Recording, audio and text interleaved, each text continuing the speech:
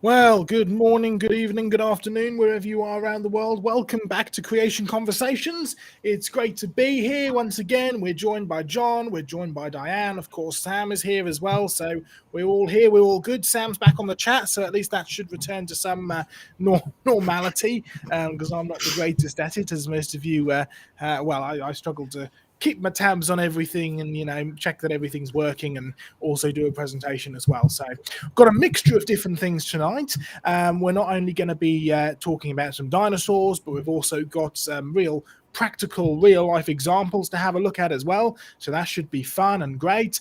We've got a whole system of things to do and a whole series of things to do as well, which should be fun. So let's dive into it. But before we do, how are we all doing? What's it like down in Australia? What's going on?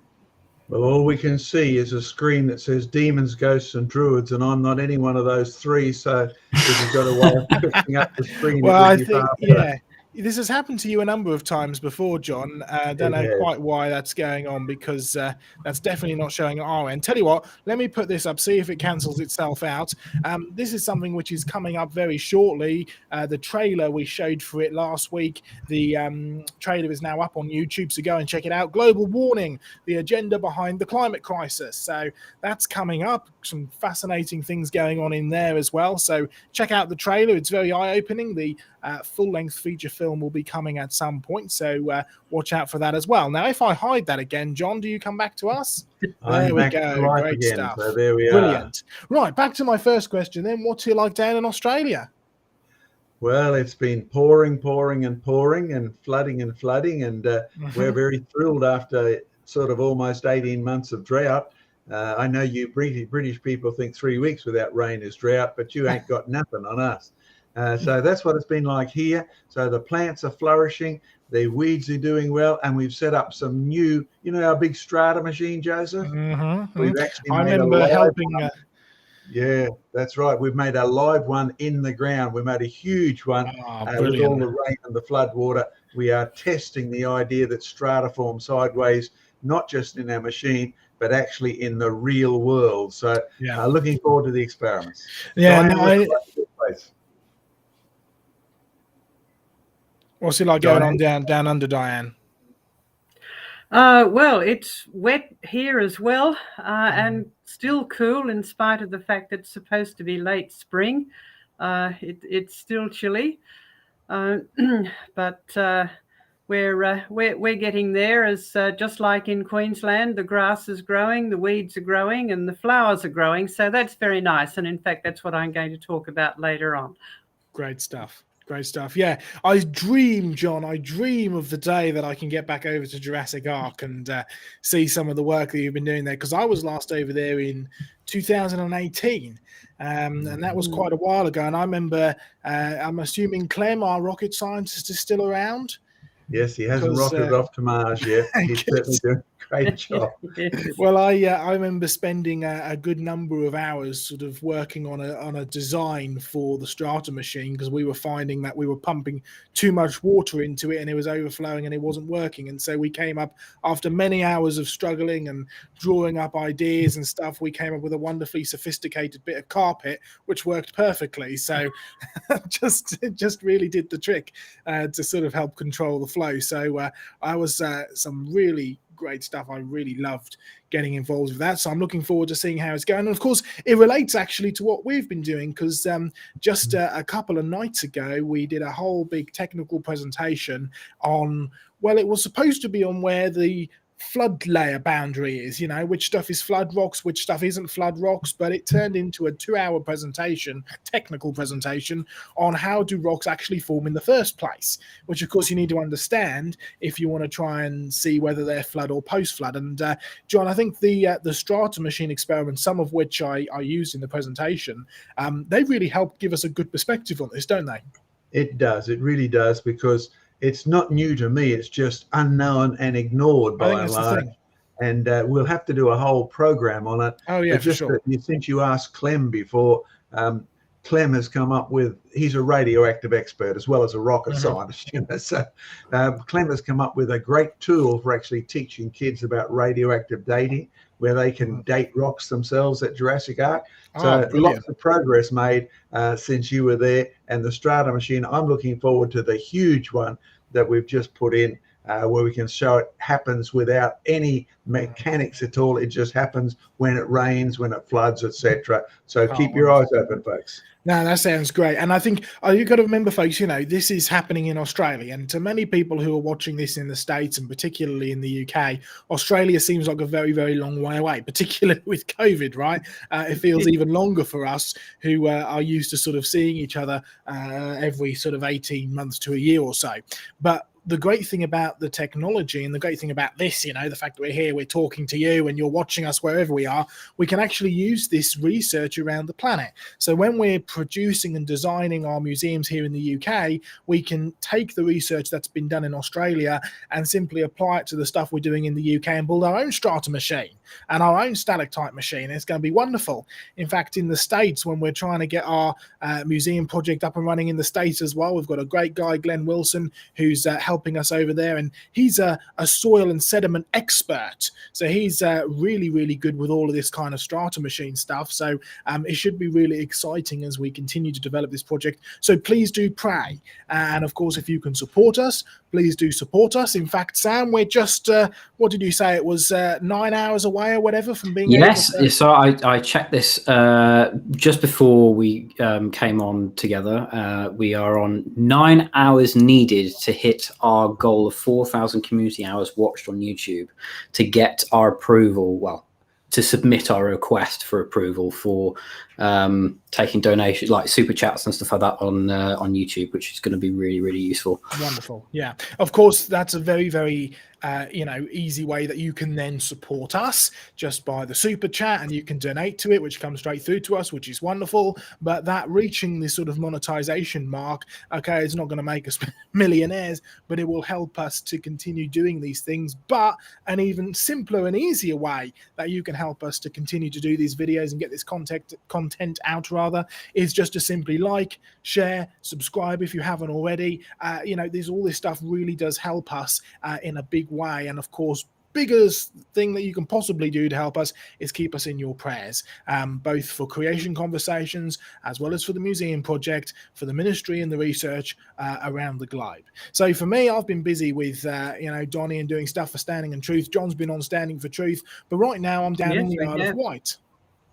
And here on the Isle of Wight down here, it's really windy. It's pretty wet and rainy. We've actually had a storm that has come over. Some people up in the north of the UK have even had snow. So it's been a pretty windy, wild weather, but that's good news for us because that means big waves. And John, big waves here means good fossils, correct? Lots of new fossils, and half the Isle of Wight disappears to the west. Well, we'll just forget about that. That's fine. Good new fossils.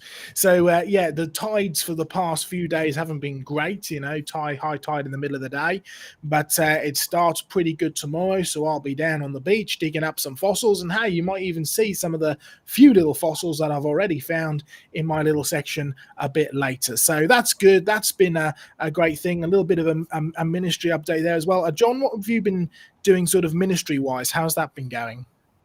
Okay, ministry wise, to outline the program today, I'm going to sort of share something. I don't know if Joseph's got PowerPoints, but I'll be followed by Diane Eager, then back to me. But basically, because it's been so wet, we haven't been digging, we have been cleaning. So just to hold up a fossil for you, Linda, who works in our office, right, has become our ad hoc fossil cleaner on wet days. And can you see this nice little starfish sort of creature? Now, when you look at rocks, most people realize that didn't happen by itself. You can see the organization. Even the most ardent evolutionist agrees that's a representation, at least it's actually true, not just a fake. It's a representation in the design of some sort of echinoid starfish creature, 5 arms, etc. And do you see how the arms are bent? Most of the people who look at that, who know anything at all about starfishes, say that creature was being washed along by a current. That's why its arms are bent. It's trying to fight against the current, but it's losing. And because Joseph has been on the Isle of Wight, we got up to a section the other day. I thought, yes, we will show people what this is. Oh, it's rather heavy. You won't be able to see me and it. Can you see that there? Oh, look, this is from Lightning Ridge. You know where they have the beautiful opals?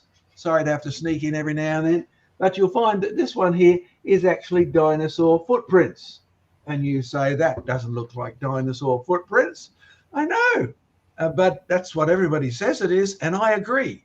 You see, the fact is, it's found in the midst of seashells. You know those ones I've showed you that are opalized?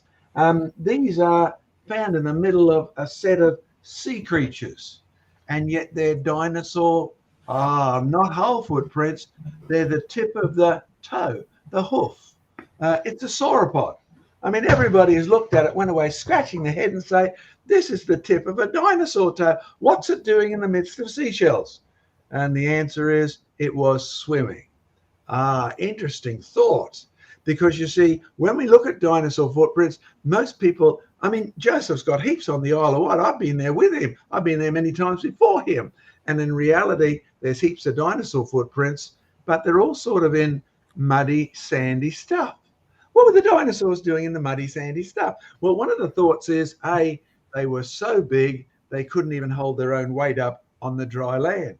So many of the bigger ones spent their time up to their chests in water, helped them hold their weight up. Interesting thought.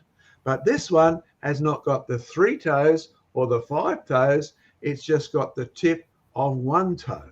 And we know what dinosaur it is, and it was swimming, and its toes were just touching the bottom. Now, have you ever tried to think of, when you go to the Isle of Wight, why there's a big log mat there called a flood log mat? Because it's been washed down beyond a shadow of doubt from way up in England. It's a flood deposit, and the dinosaur footprints are associated with it. And the same is true in Australia. A bed of closed clamshells, beautifully preserved, many opalized, and in the middle you find these dinosaur toe prints. You want to start thinking about, how would you recognize the evidence of a flood? Moving water's easy. The animals show evidence of being pushed in a particular direction, so their arms end up unnaturally. And in the case of the dinosaurs, well, swimming dinosaurs, that's what we've got in Australia. No wonder they call us down under. Okay, back to you, Joseph. Great stuff, John. I really love, I mean, I think people, it's quite hard to visualize it unless you're there in the room, right? How many fossils and stuff that we have in our collection. I remember coming round to your place, John, very bleary-eyed and very jet-lagged, and just sort of being taken into your fossil shed. I'm like, wow, there's loads of fossils. It's a dream, right? I started my first ever report saying I'm in the greatest place on earth. I'm sitting in an office, which is now going to be my desk for the next few weeks, surrounded by dead things. Couldn't be happier, And it really is true. We have got a phenomenal amount of fossils and artifacts here in the UK, in the States, and of course in Australia. And as you're digging through and clearing this stuff out, you do forget what you've got sometimes, and then you're like, oh wow, I remember that. It's a great new piece of evidence that we can come and put on Creation Conversations. So the Lord has blessed us abundantly with fossils and artifacts. Yes, we need to get them on display properly. So yes, get behind us and support us. We'd love to have a museum project on every country of every earth, every country all over the earth, if we could. So get behind us and support us there. That should be great. All right, John, do you want to kick us off tonight with our topics? I believe you've got something to do with sharp teeth. Is that correct? Okay, well, sorry to change that, but I'm going to let Diane do her first one, because our whole theme tonight isn't just about sharp teeth. It's about pretty things as well. Sorry, Sam, that doesn't include you. Diane's got some pretty things to show us and share with us on the thought that in Genesis it says God made the world good. My sharp teeth will come a bit further down the line. But Diane, if you'd like to bring up your PowerPoint, or I think you've actually got a posy of flowers there, unless they've been rained out, and you've got some really interesting points to actually make about what good meant in a good world, and how a good world would have functioned, and what's happened since then in the bad world. So over to you, Dr. Diane. Yes, I do have some very, very nice things here. Do you recognize these? Oh, I know what they are. I love to grow them. Are they? It's a shame it's not smell-o-vision. Hey, Joseph. I know they are beautifully Yes, gorgeous to smell. I'm I very envious agree. of you right now. Are Yes. they what we would call in the UK sweet peas? I don't know if you Yes, call we them the call them same thing over sweet there. peas Yeah, here very as good. well. Yes, yes, they are sweet peas and they're very fragrant. A little bunch like this is enough to give fragrance for a whole room. And I used to live in a place which was a little bit more where there were more people, because it was actually on the campus of a little Bible college, and along the front path going past my little place, I used to grow sweet peas, and I used to love to watch people. They'd walk along and then they'd slow down and take a few deep breaths and then move on, because they would really enjoy the fragrance of the sweet peas and enjoy the color as well. They come in lots of lovely colors, and this is by no means the full variety of colors that you get them. It's just these are the ones that are in bloom at the moment, and they are lovely and fragrant. Now, the skeptics who scoff at us and say we're just being sentimental and silly, us Christians, they say, oh, flowers have just have color and fragrance because they need to attract insects in order to pollinate them. Well, that's certainly true for some flowers. I've got a few more flowers here.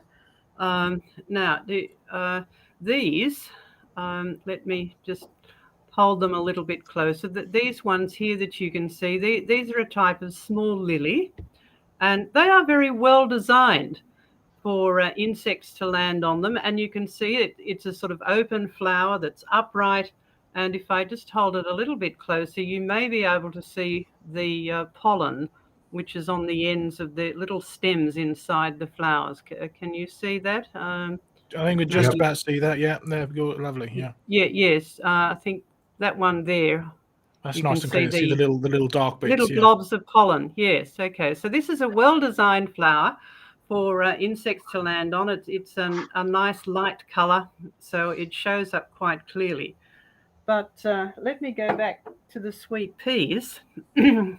Now, can you see any pollen in these? If I turn them around, particularly these light-colored ones, can you see any pollen? Nope. No. All right. Yes, they have color and fragrance, but we can't find any pollen. And if a bee lands on this, and I have seen this happen, a bee will just land on this and then it will fly away.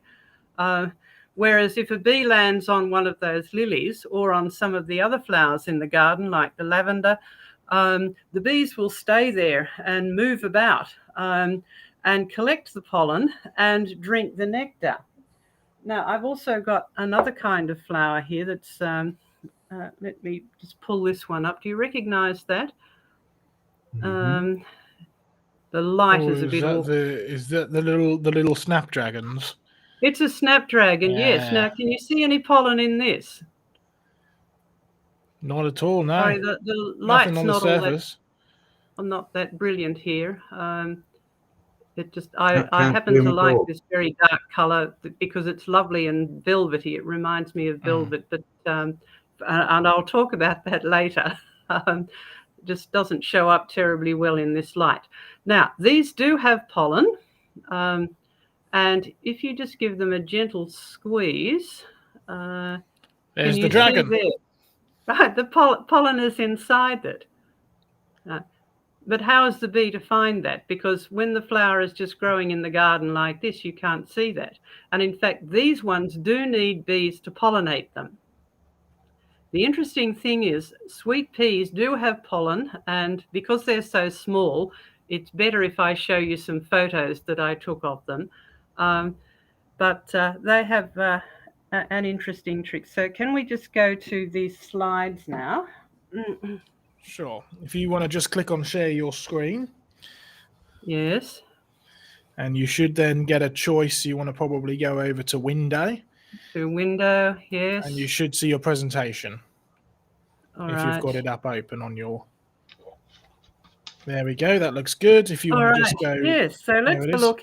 at sweet peas and snapdragons because when you look at them growing in the garden, you can't see any pollen, but they do need to be fertilized If you like just any want to other go plant. to full screen on your PowerPoint, as if you're giving a presentation, Diane, then we'll see it a bit clearer. I am on full screen. Okay, on my computer. You may have clicked on the wrong one. If you just yeah, that's right. If you just escape, If I I go think that's back probably the to easiest way.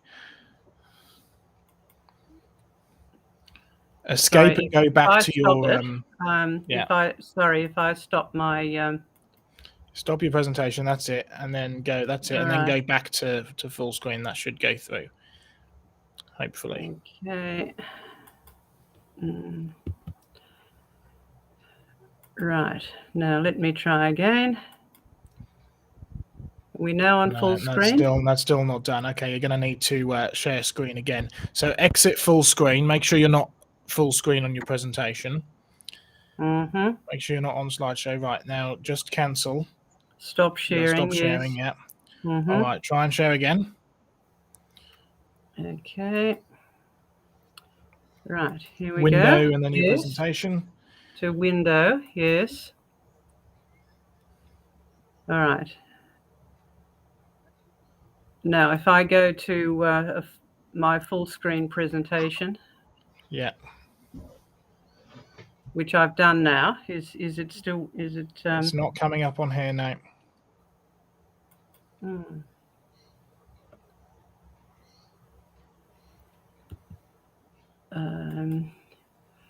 Should we try it on entire screen? Yeah, try on the entire screen. Just give it a shot and then we'll try it. Hopefully that'll come up. There we go. All right. If you bring up your presentation, that's the one. There we go. Perfect. Go for it. Right. Oh, good. Yes, let's have a look at sweet peas and snapdragons, because when you see them growing in the garden, you can't see any pollen, but they do need to be fertilized just like any other plant. So here we go. Here are some sweet peas and some snapdragons. Sometimes the snapdragons are called antirrhinums. And they do look similar to one another in structure and in shape and color, but they're quite different in the way that they actually work. So let's try the sweet peas. First of all, here are some sweet peas that are still actually growing in my garden before I picked them. And where's the pollen? Well, if we take one inside, we can have a closer look at it. So if you take one inside and have a look, hold the flower up, you can see that there is those two petals at the top, and then there's a sort of curved crescent-shaped structure at the bottom there, which is actually enclosing the pollen. So even if a bee lands on this, it can't get any pollen. And just to show you, I've actually opened that up and you can see there is pollen in there. Now, the bee does not actually open that up. In fact, the flower fertilizes itself inside that enclosure. When it has fertilized itself, the flower will just wither and that will all fall apart and it will form seeds and you will get a new crop of sweet peas without the help of any bees. Now that's interesting. So why do they have color and fragrance? Well, from my observations, that it certainly attracts people, not so much bees, but it works. It's a piece of really clever design. Now, so sweet peas have color and fragrance, but they don't need external pollinators. They are a well-designed flower, and they work, but not in the way that the skeptics would like to say, oh, well, they just must have evolved that way because they needed pollinators. But then you should ask the skeptics, well, the fragrance is actually quite a complicated chemical, and so are the colors and the shapes. And to go from a just general round flower to an odd-looking flower like that requires a lot of genetic changes. How would that happen all by itself? So let's move on to the snapdragons, which come in all sorts of lovely bright colors as well. They're not as fragrant, but they do have an interesting shape and an interesting texture on them. And so these do need to be pollinated by insects. But because they're such an odd shape, you wonder, well, how on earth is an insect going to get to the pollen of these? In fact, they are extremely well designed. And remember that fun thing that you used to do with snapdragons? You hold them on either side and give them a bit of a squeeze, because the top and the bottom part of the flower are connected together by a little hinge. And so when you give them a squeeze, or if an insect lands on one, that hinge actually opens and exposes the pollen. So these are pollinated by bees. In the UK, they're pollinated by bumblebees. Bumblebees really love them. We don't have bumblebees here, but honeybees and other bees will pollinate them, and they will land on the flower and push their head into it, and the flower will open with that little hinge, and then they can get the pollen and the nectar. Now, because they have such an odd shape, there's a bit of a problem for the bees. So here is a bee flying up to a spike of snapdragons, and because they grow vertically like that, unlike the lily flowers that I showed you in the beginning, which are a nice cup shape for the insect to land on, this is a bit of a precarious landing, particularly as the bee has to sort of push its head into the middle of the flower.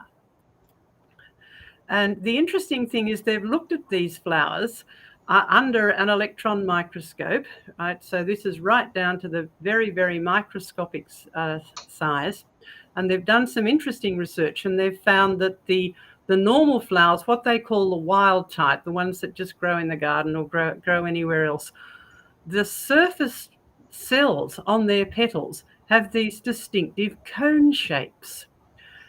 And in order to investigate why this is important, they've actually grown some mutant flowers which don't have these. They have flat cells. So that's the photo that's there labeled B. This is out of the scientific journal PLOS One, from a series of papers investigating how snapdragons work and how they interact with their pollinators. So in fact, the cone-shaped cells on the surface provide a nice matte surface, which helps the bees group onto them so they can land on the flower and push their heads into the flower without slipping off. Now, they've done research into other flowers as well, common garden flowers like petunias and lots of other different flowers. And they also have these cone-shaped cells that give them a nice velvety surface when you look at it, and you see these distinctive cone shapes when you look at it under a microscope. So that's a piece of neat, clever design. The flower gains nothing from having these cone shapes, but the bees certainly do. And then they did some more interesting research, and they found that the cone-shaped petals actually help the flower absorb solar heat. So the flower warms itself up, and it turns out that bees prefer warm nectar. So if they land on a warm flower, they drink the nectar, and that's good for the bees as well. Now, you have to think insects being very, very small, for their size and shape, they actually have quite a large surface area, and they do lose heat quite easily. So having a drink of warm nectar is good for the bees. Now, quite a number of years ago, I was listening to one of the botanists who has done some of this research into the way flowers and bees interact, and in particular with snapdragons because of their complicated shape and their interesting surface properties. And it was on a program on the ABC, which is like the equivalent of the BBC. And it's called The Science Show. And I was listening to this botanist, and she made this statement. The implication that we're really most excited about is that flowers are cleverer than we thought they were.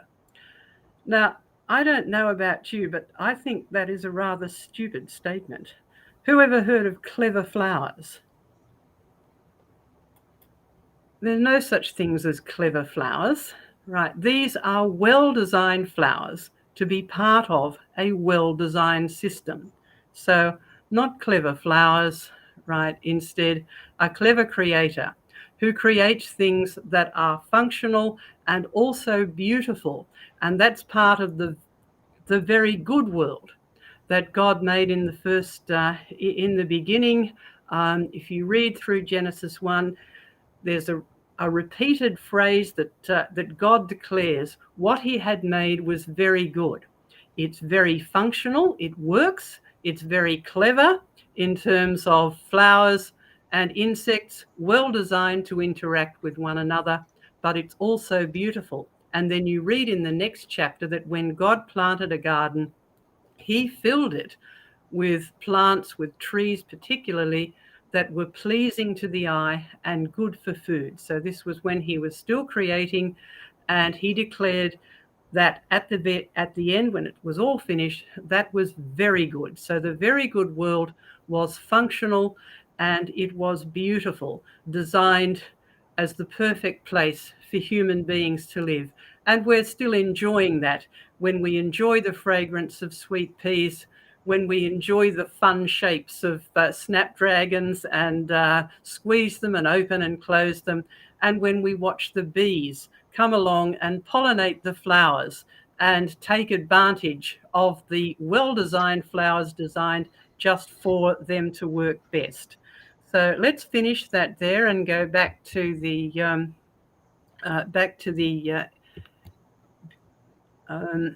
to the main group if we can, or to the Yep, we're there, Diane. we're there. Okay. Yep, that's good.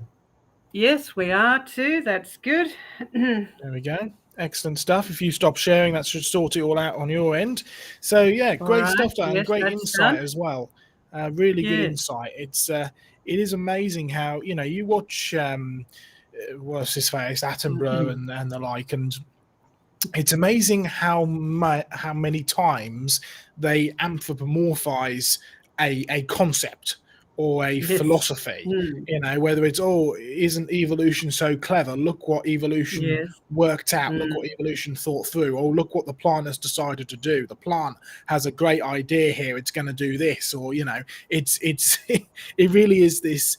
Let's remove any credit from the creator, and we've got to put the credit somewhere, so we'll stick it on the plant itself, or stick it on, you know, I mean, a plant and an animal, they're physical things, right? But it's when they put it on even like a concept, like, you know, evolution pre-thought this and decided to go and evolve something. You're like, it's ridiculous, really. And it reminds me of that, you know, Romans chapter 1, you know, the God giving you up to foolish speculations, professing to be wise, they became fools. You know, it's it really does make a big statement with that.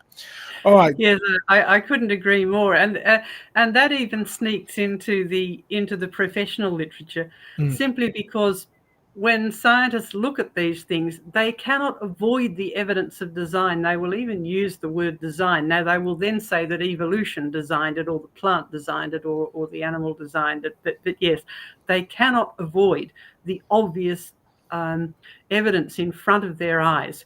It's just that they are giving the credit to the created things rather than the creator. And it's even in the professional literature, it's everywhere. And of course, the stark warning that Paul gives to those who worship the creature rather than the creator, and this is God's words, not mine, is that those who worship the creature rather than the creator are deserving of death. But then we shouldn't boast too much, because we're all deserving of death, and that's the whole point of the chapter, right? The wages of sin is death. We've all sinned, we've all fallen short of the glory of God, therefore we all die.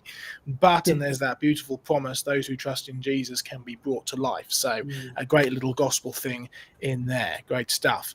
Okay, where are we going next with our topics, John? Is it over to you? Okay, it'll be over to me, but we'll sort of interact a little bit here with Diane. Sure. She knows, and I know, that we had David Attenborough here one year, and he's big time in Australia. He's big time in the Sydney Morning Herald. And he said, you creationists, meaning especially Dr. Diane and me, of course, you love to talk about the pretty things, the orchids, the butterflies, the sweet peas, right, and the snapdragons. What about the poor little boy in Africa who's got a worm in his eye? Did God make that fly specifically because it can only lay an egg that makes a worm that actually only lives and survives in that little boy's eye? Now, Diane, I'm sure you remember that, but you see, the relevance is simple. The Bible just doesn't say God made the world good. It says man sinned and God cursed the ground. So the Bible has a history from the lovely good things you're talking about through the coming of a moral issue called sin, through the consequences to a world today in which things actually have gone downhill. By the way, that means you and me, correct? I'm afraid so. I'm afraid so. And you've got a little, is that a new earphone you've got in your ear there? That white pad, what is that? On the other side, there we are, yeah. I mean, didn't you just have a skin cancer removed, or you're on the way of getting that removed?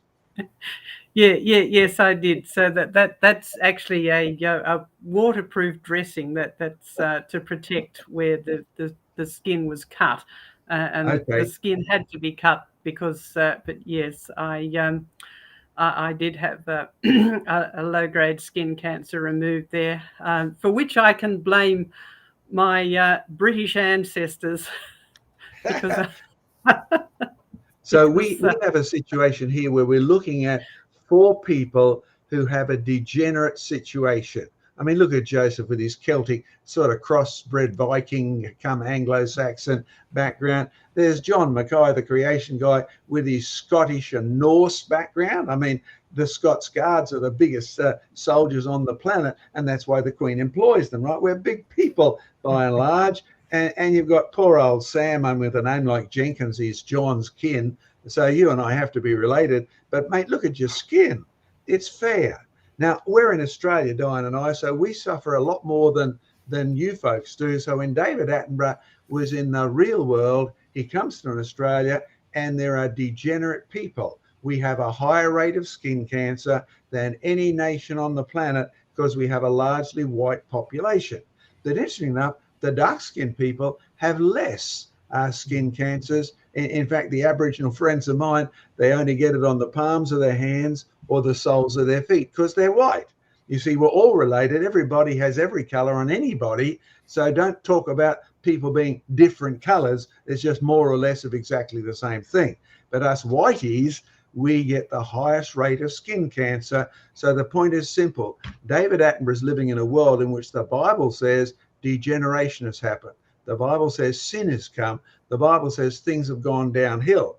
And yet, if you believe in evolution, you believe in the opposite. We're on the way up. Our body will solve the problem of skin cancers. People evolve black skin to fit the world, and he's got it absolutely backwards. So what I'm going to do now is illustrate something that crosses over that boundary. Joseph, I would like you to actually, let's see if I can bring up my slides here.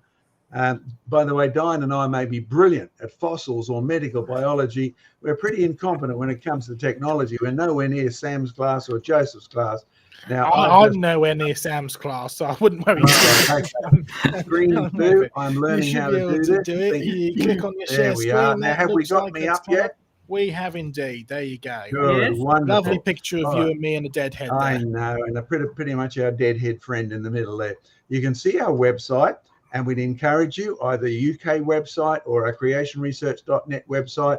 You can donate either way through PayPal right away, even now without the credits from YouTube or whatever.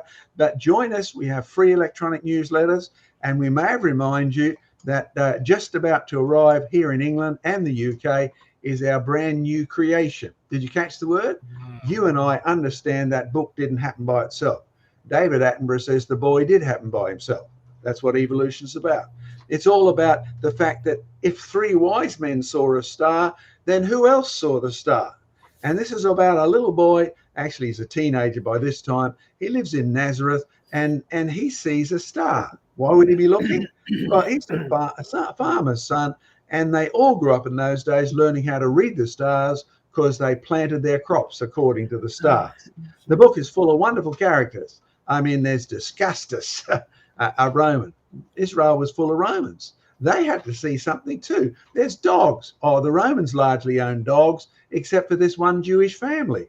Why would they own dogs? It's interesting. It goes all the way back to the Exodus. And you can enjoy this. It's coming out in England too, Joseph, I believe, in a few weeks' time, correct? Absolutely. We should be having our first delivery on Monday. So wow, fantastic. there will be announcements of how you can get it. It's going to be a very limited edition in the UK and the States at least, because we can ship quite inexpensively to the States from the UK. So it's going to be very limited in its edition. We're only getting a few copies, so grab them while you can, but you'll find all the information if you sign up to our newsletters, particularly to the UK newsletter, but also if you follow us on Facebook, if you check it out on our Creation Research store. All the links are there in the description of this stream and all of our streams, so check it out.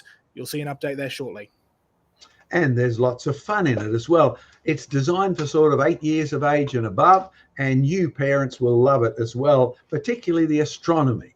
I mean, why are there 360 degrees in a circle? You know, you can actually go outside and line up your finger and you will discover there are 360 finger widths around the horizon. Interesting. All sorts of fascinating information. So in Australia, it will be coming out, God willing, from the printers next week, and it is available in Australia. You'll find the details on our website as well. That's a good story about good news and a creation that has, well, that needs good news, because David Attenborough is only half right. He ignores the fact we don't live in a good world anymore. There's a problem called sin, as well as thorns and thistles and leeches and things like that. Okay, today's going to deal with, well, I'll tell you what, we got a new puppy 5 months ago. Aren't they cute? Have you noticed how many boots they can chew up? They can be expensive. But my wife fell in love with our new puppy. That's my lovely wife, Anne, by the way.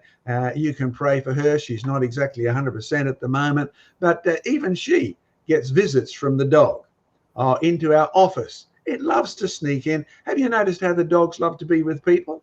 One day I'd like to find out, did God deliberately make animals, particularly the dogs, so they long to be with people?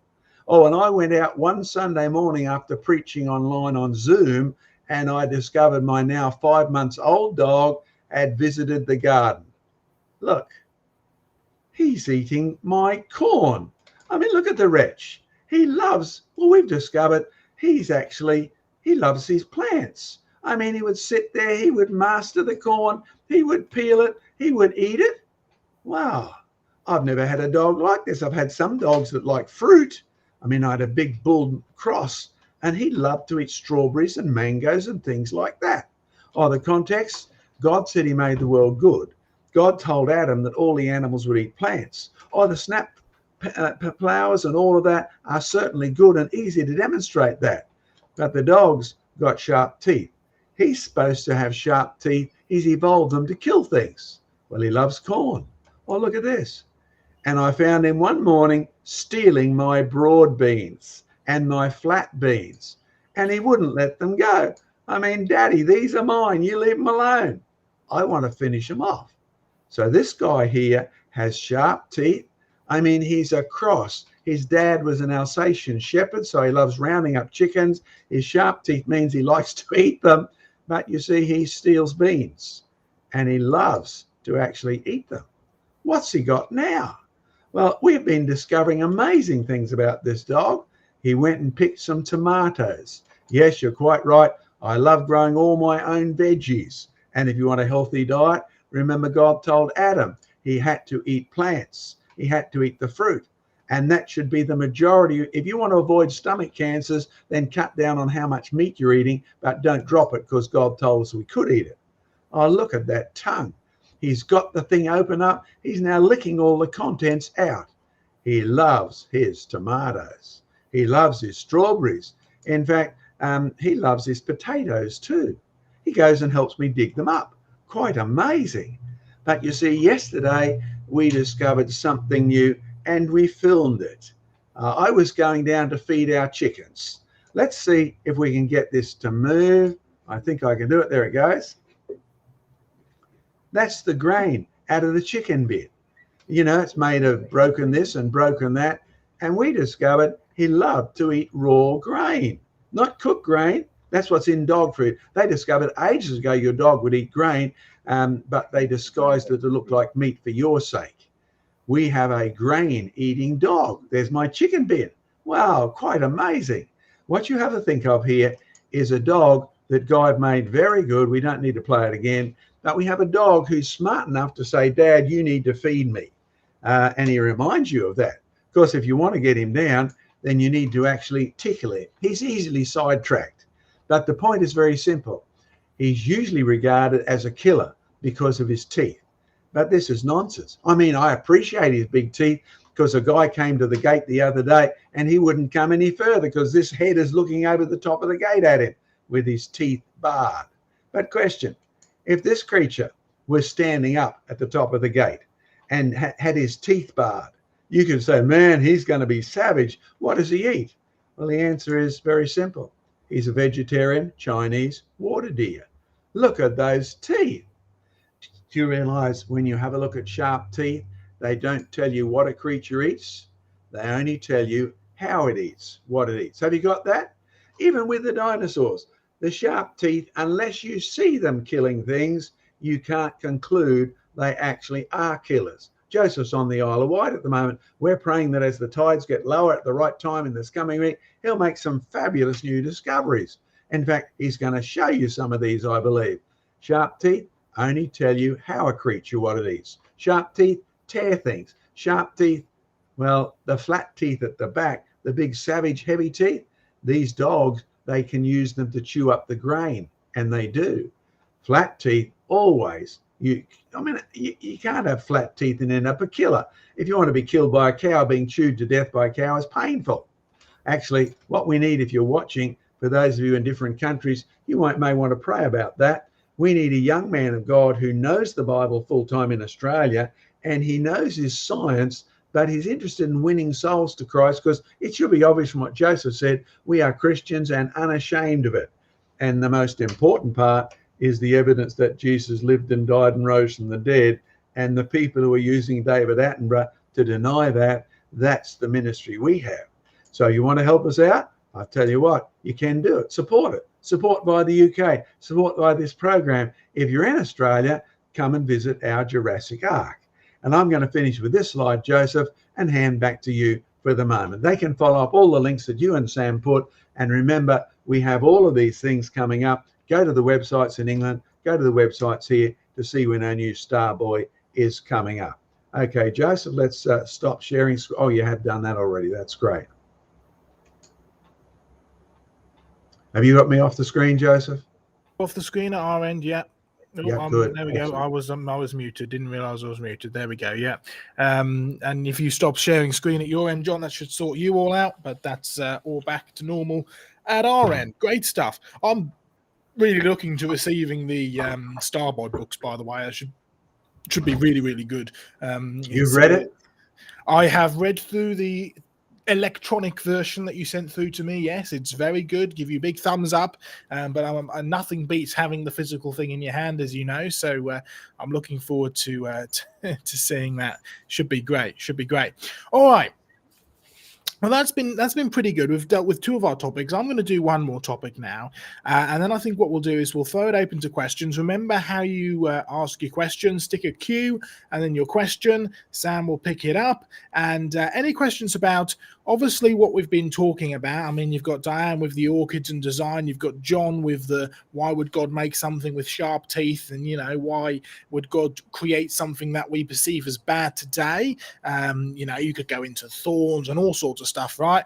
I'm going to give you a little bit of an update as to what we've been doing here on the Isle of Wight, particularly some research, because I mean, I told you earlier the tides have not been great for this week. I mean, it's been in the middle of the day and it's winter, so it's sort of dark until 8 o'clock in the morning and dark by 4 o'clock in the afternoon. So you haven't got a huge space of time to go out actually doing some digging.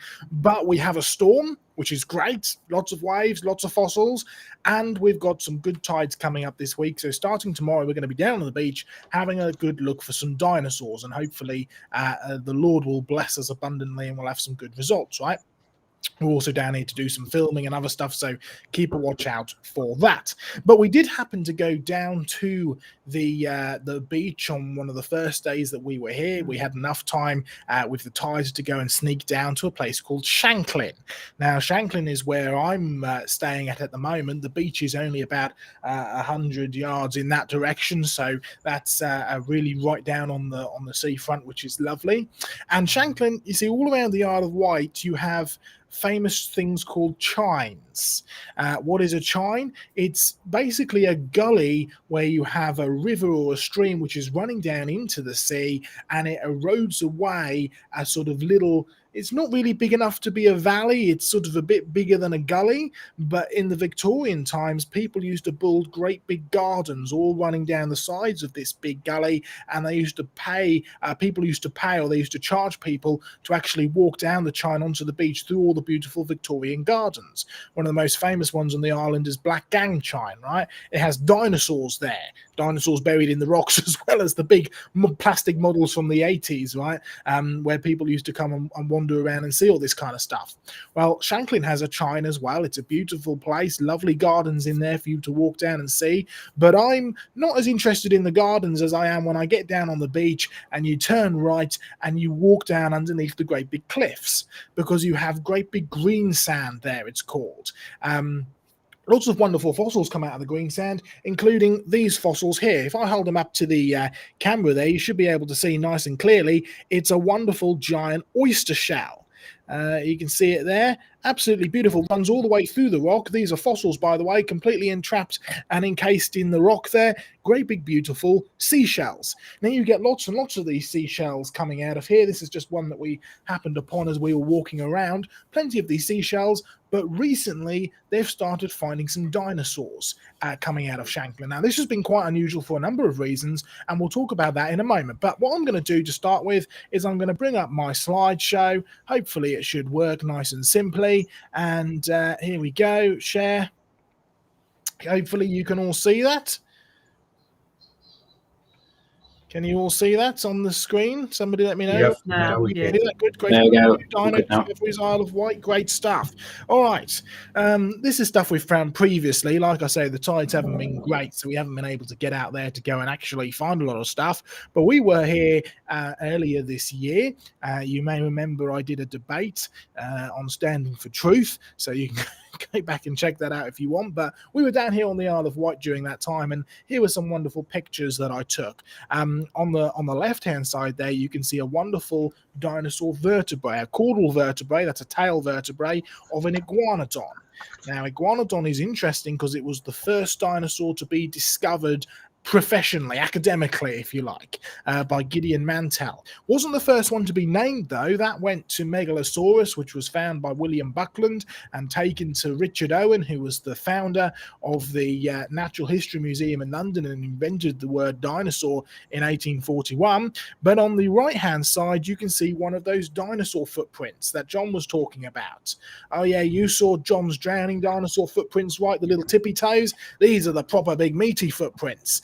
Although what's interesting is that these footprints are not found in any layer that you find dinosaur bones. You always find the footprints below and the dinosaurs buried up above. Interesting little implication there, but we'll come on to that a bit later.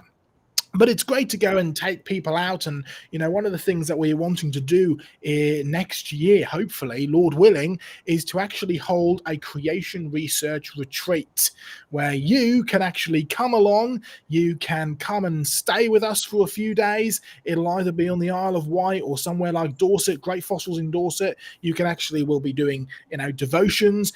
We'll be doing some great presentations. If John can't be in person and Diane can't be here in person, I'm sure we'll get them to wire in electronically so you can see them up on the screen and you can chat with them and talk to them, and it'll be really great. But most importantly, we're going to take you out to go and dig up fossils. You see, back when I was first getting involved with creation research, two things really impressed me. The first one was everything was so hands-on.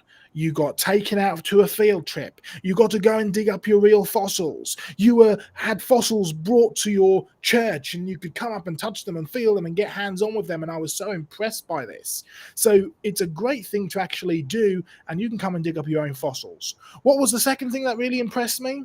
Well, the first ever time I saw John in person, it was at a big conference, right? We sat down, John stood up on the stage, and he presented something, evidence for creation, that had been published in the very prestigious journal Nature that morning. And I thought, wow, not only does this guy really know his stuff, but it's so up to date. So one of the things that we try and do with creation research is whenever there are new discoveries, whenever there's new research, whether we've done the research or whether it's published in the news or the media or in journals and stuff like that, we try and give you a biblical perspective and give you a really up-to-date perspective. Now, one way of keeping up with this is signing up to our newsletter, as John said earlier, both our main one on the main site and our UK one. Make sure you sign up to both. And it's great for that because we go through, I mean, Diane, you're in charge of going through some of the stuff and writing comments on it and getting all up-to-date information. It's really good, yeah? Yes. We just trawl the normal scientific news, give people a little summary of what was discovered, and explain how whatever the scientists are saying about this as evidence for evolution, no, in fact, it actually fits the Bible when you work out what was actually found and what was the story they're telling about it. So it helps people to see the real evidence, what was actually found, and give them a biblical perspective. It's really, really useful. It's very up to date. It'll help you with your walk with Christ as well as your evangelism and talking to other people. So make sure you go and sign up for that. I'm sure Sam can stick a link up somewhere in the description. But let's have a talk about some of this really up-to-date stuff that has been discovered really in the past year. Because just a couple of weeks before, I saw it was all over the news in the UK, a brand new dinosaur has been discovered in the Isle of Wight. In fact, it wasn't really brand new. It had been discovered back in the 70s, I believe, or the 80s. It had just been shoved in a drawer and really ignored until the scientists started digging out again and saying, hey, this doesn't quite fit up, so it's a new type of dinosaur. But even before that, it was less publicized, but another different type of dinosaur had also been found. So let's have a look at some of the stuff. So we went to a place called the Dino Isle Museum. It's a very famous museum. It's one of the only fully dinosaur dedicated museums in the UK. It's got some pretty cool stuff in there, including a fossil iguanodon from the Isle of Wight. I remember iguanodon is the first dinosaur to sort of be academically discovered and described. This is one that they found at a place called Brystone not too long back. Now, if you have a look at the Isle of the Wight, it's a little bit sort of diamond shaped, and it's got high hilly places and it's got low flat places. In fact, not too long back, they were known as the Isles of Wight, because there are actually 3 of them, and you still have the marshy bits in the middle where it floods today. But this came from one of the higher areas. It was dug out of a farm not too long back. And what I really like about the way that Dino Isle have presented this is they've put it back together in the museum the way that it was found. Oh, this would have been lying down flat when they found it. They've stood it up against the wall. It's quite sizable. It's a big dinosaur, right? But you see, the days in past when people used to dig up dinosaurs and they'd come back to their museum and they'd put them in a nice pose, right? Well, that was great for seeing a dinosaur, and getting excited about a dinosaur, but it didn't really show you how they dug it up. I quite like what Dino Isle have done here. They've put it back together the way that they found it. It's now on display in Dino Isle. You can go and see this yourself. It takes up one of the whole walls. It's a pretty decent sized fossil. You see the head at the top there?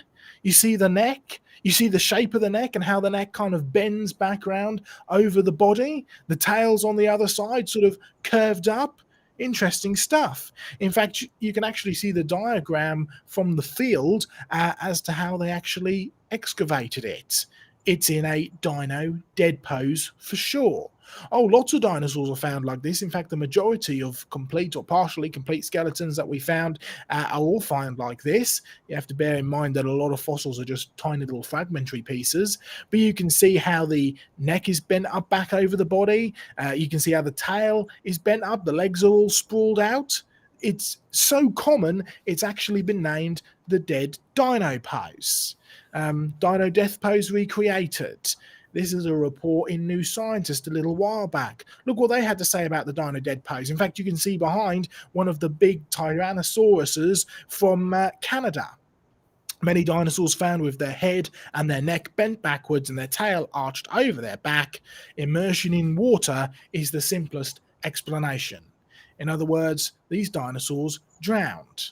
In fact, this is something that you can see all throughout the museum loads of times with all of their dinosaurs, because it all displays only dinosaurs that are found in the island, right? And it talks about how, hey, these have been drowned. In fact, these have not only been drowned, they've been buried very, very quickly, because this is a central nervous system trauma, which is basically causing the dinosaur to go as sort of a final hope of being able to get a glove of air.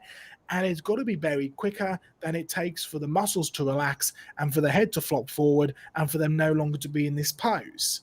And then rigor mortis sets in after 30 minutes and you end up no longer in this pose anymore for good. So if you want to actually get this dinosaur like this, you've got to bury it within 3 or 4 minutes. Wow, this is a quick burial. This is a quick process. Okay. Not only do you find great examples of drowned dinosaurs, you also find a brand new dinosaur discovery from a place called Shanklin. Now, I already mentioned Shanklin. It's where I am, right? I just walk down to the beach and I find brilliant oyster fossils. This dinosaur, by the way, is called Vectoria venata. It's a lovely, great, big, long name. It's got some great naming stuff in there. I mean, Vector comes from the old Roman name for this island, for the Isle of Wight, Vectis. Right, there's even an entire formation called the Vectis Formation. That's in Yavalin, just a little bit up that way, right? Okay, brand new dinosaur discovery discovered this year, Vectoria venata, found at Shanklin, and the one thing they said is it is very unusual to find it at Shanklin. I mean, I know when I go to Shanklin, I don't tend to be looking for dinosaur bones, right? I find lots of shells. I find lots of giant cockle shells and clam shells and great big oyster shells, right? Not many dinosaurs around. Why was it unusual at Shanklin? Well, have a look at what they found at Exmouth. I mean, I've got my own sample just here, right? Giant oyster shells. This dinosaur, these bones were found mixed with fossil oyster shells, with bivalves, with all kinds of sea creatures. I mean, dinosaurs, by their very definition, live on the land. Sea creatures live in the sea. And these are deep sea creatures, by the way.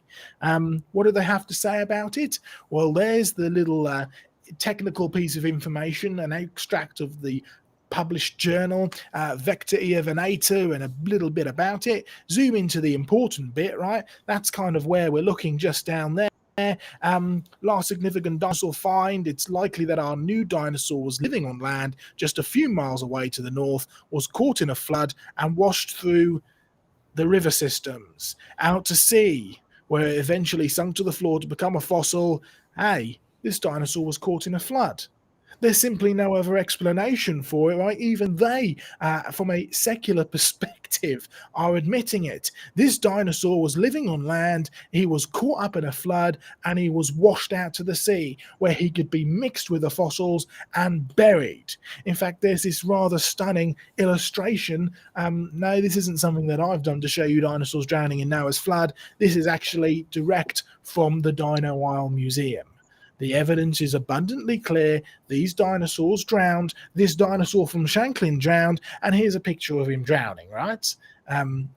You can actually see the evidence straight in front of you. You just need to know where to look. Oh, and by the way, these dinosaur beds go all around the world. They're not just found down here on the Isle of Wight. They're found over in Hastings. It's the same Weldon flood formation. It goes down into the continent as well of Europe, and it's a big deposit. And then this is Cretaceous, right? And the Cretaceous stuff goes all over the world. You can dig this up everywhere. This is a big deposit, and it's a big flood that actually caused it. Noah's flood.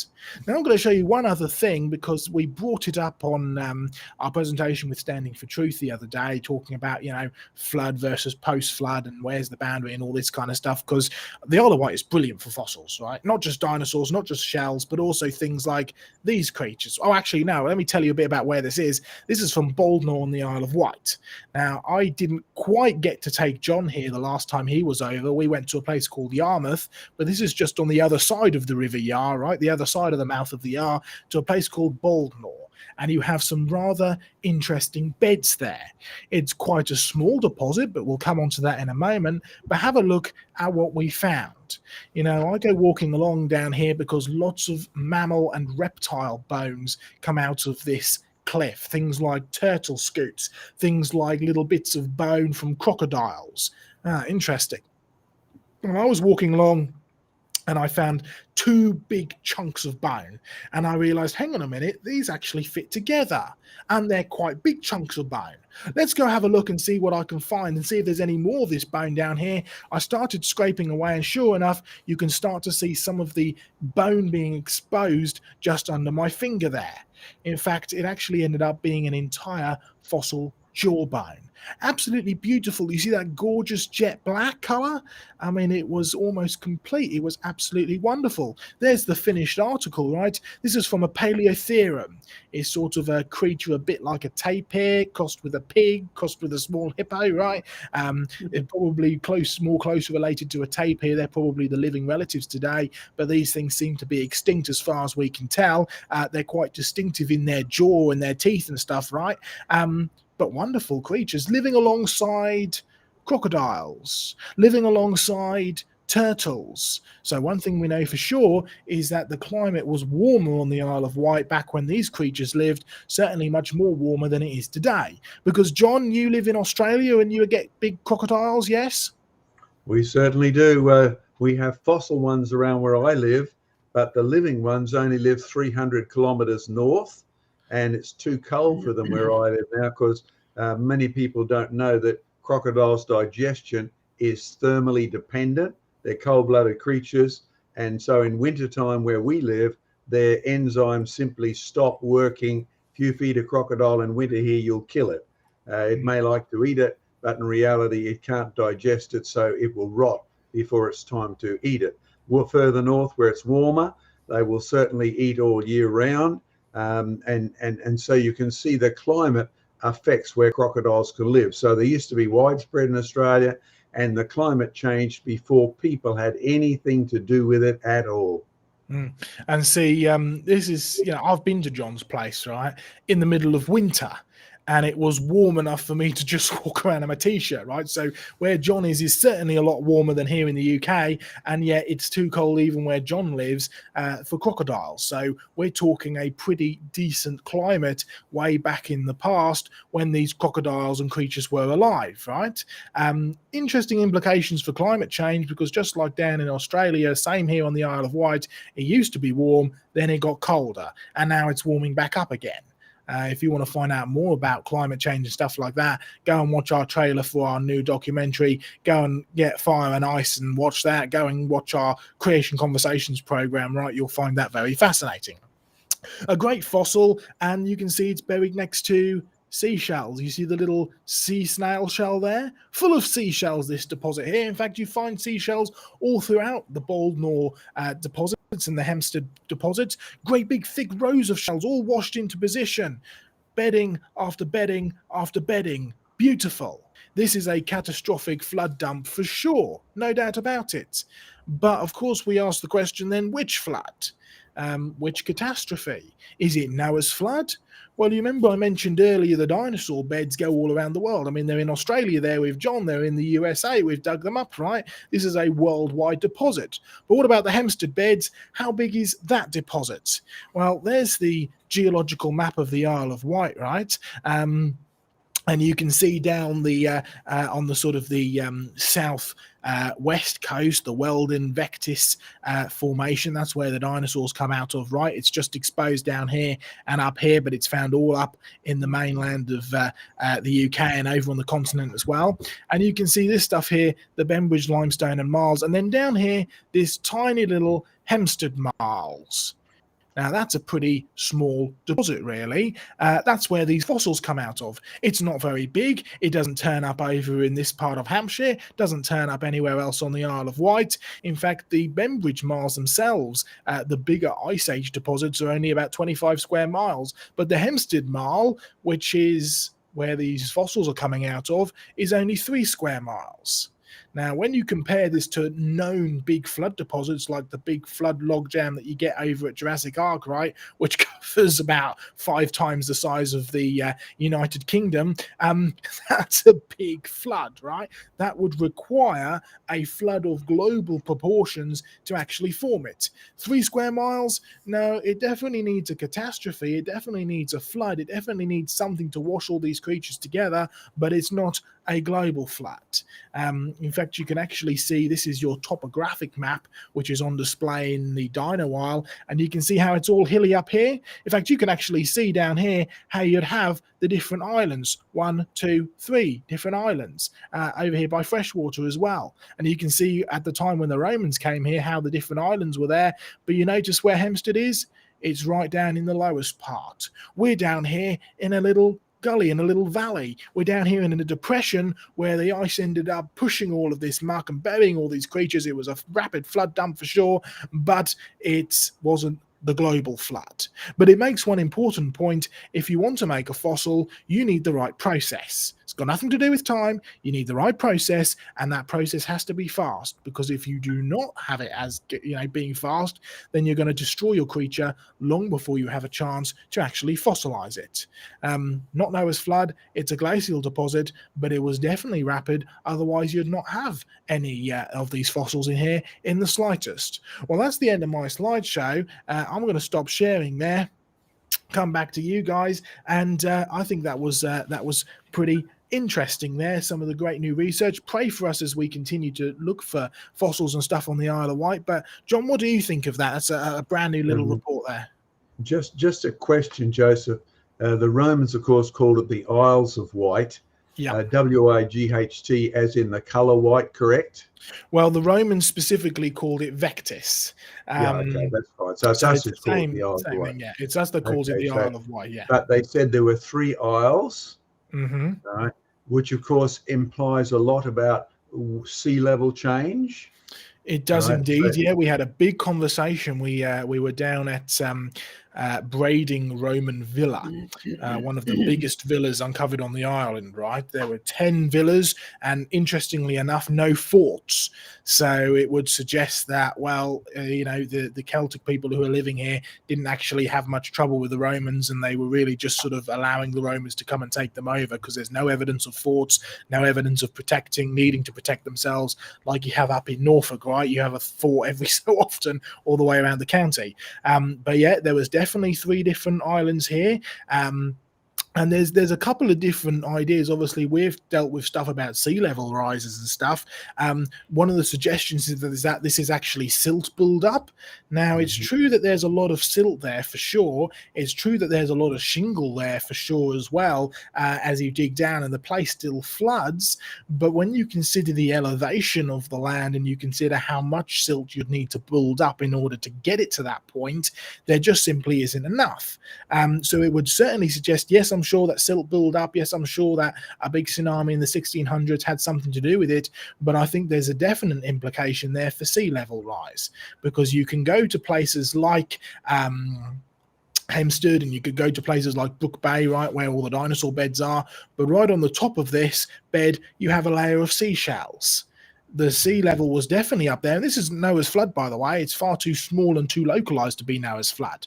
So at some point after Noah's flood, the sea level was high enough to actually end up depositing this shallow seabed, if you like, on the top of the clefts. They're not really fossils. It's sort of a soil kind of mixture. But then, John, you've got the same kind of thing going on in Australia. I remember you. We definitely do. So that I've grown up in this area within sort of 20 or 30 miles, 50 kilometers or so. And when this issue of sea level change and Europeans having to pay everybody's expenses because they're causing the islands in the Pacific to sink, I was really interested, because I'm now in my 74th year. I've got a lot of memories stacked up there, and praise God, my brain has still got a little bit of megabyte capacity there. So I went to the places where I had grown up and I photographed what they were like now.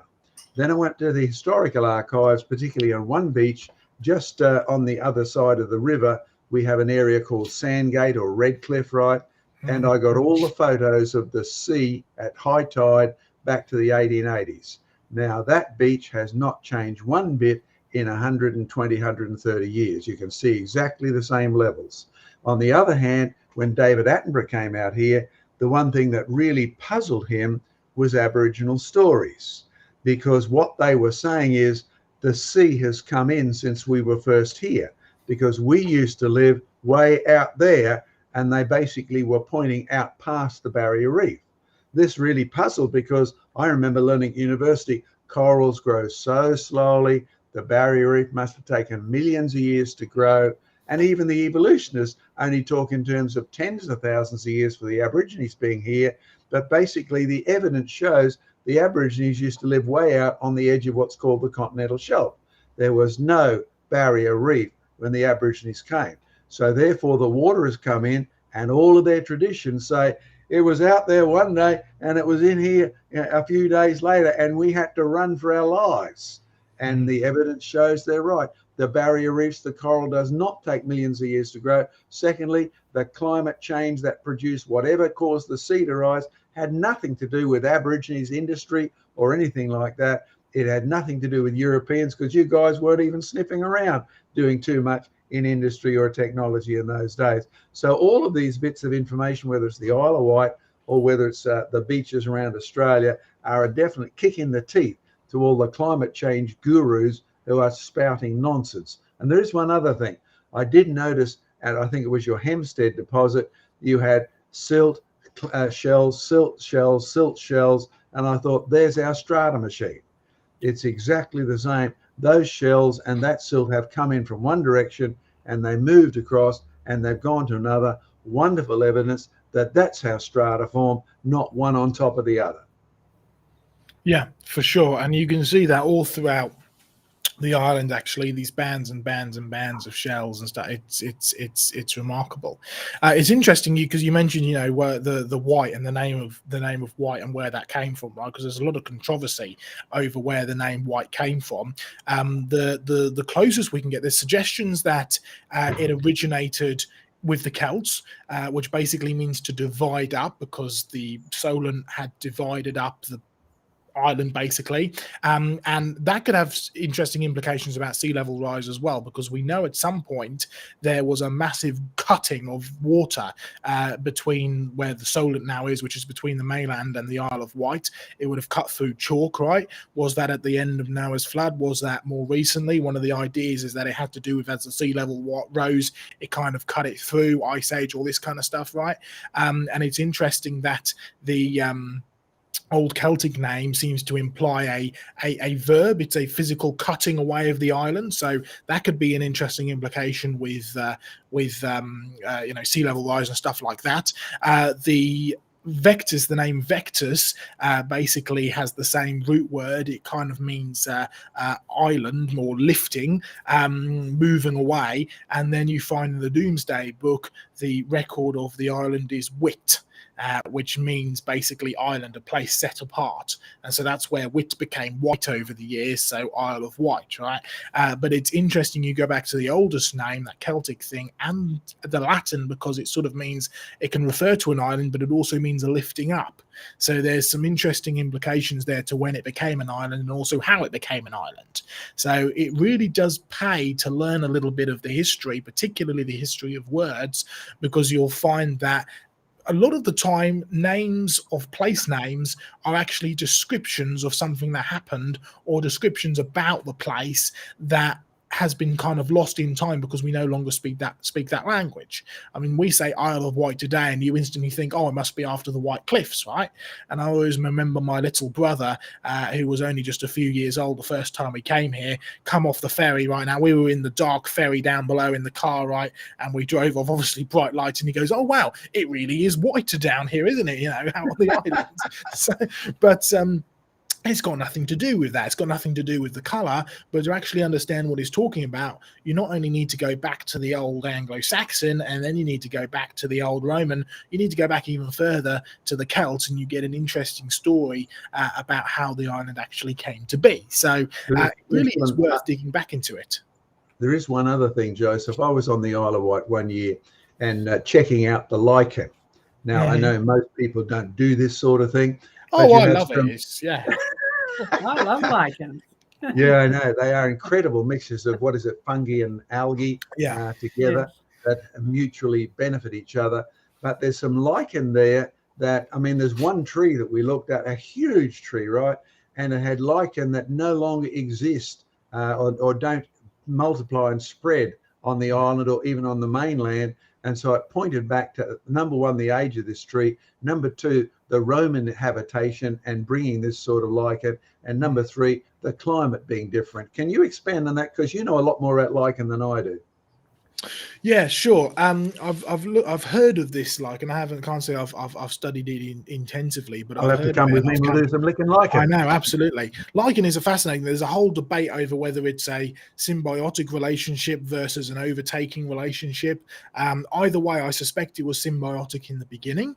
There's a debate over whether it should be classed as a different organism or all this kind of stuff. It's a fascinating discovery, and I love the fungus side of stuff for sure.